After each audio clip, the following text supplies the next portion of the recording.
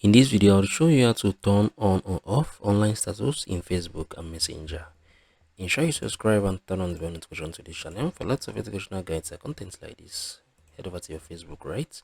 So if for any reasons you love to turn on or off your online status on your Messenger right here on Facebook, what we're going to do, I'm going to head over to our Messenger, right? This is our Messenger. I'll click on our Messenger and I'm going to click on these options right here.